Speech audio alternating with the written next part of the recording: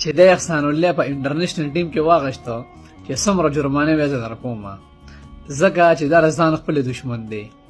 د ټکي پریکټس نه کوي، د ټولر سوشل میډیا ته ناستي، د ټولرز لایوګانو ته ناستي، کله یو پسې ګرځي لکه ما چې کوم دی اکیډمي اشتهار وچلوه هلکه ستا لپاره خو جاوید افریدي دومره وکړل چې ته د خور نه روچت کړې، کیریر یې تباه کېدو نه هله بچ کړ او دومره یې کړه چې پېښور زلمي کې یې واغشتې او پلیټفارم یې درکړ. نو اوس خو پریکټس شروع کړه که نه ظالمه. ټیک ته انټرنیشنل ټیم ته خو ته په دې بالینګ نشي تللی، ستا نه ډېر زیات چې کوم ته کسان مخکې دي، کم از کم په دې لیګونو کې خو به لوبېږي که نه. غریب سړی د غریبي خو به ختم شي که نه.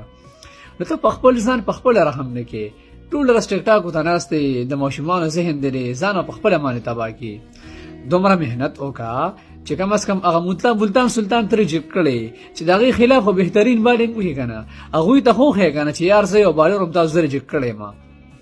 نو ته خپل ځان په خپله باندې دشمني کله به نجیب زدران بس روان دی لکه زما د اکیډمي اشتهار وچلوه.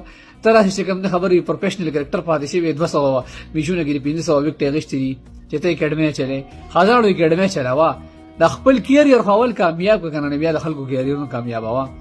نو ته خپل ځان په خپله دشمني یا تا ته سړی څه ووایي؟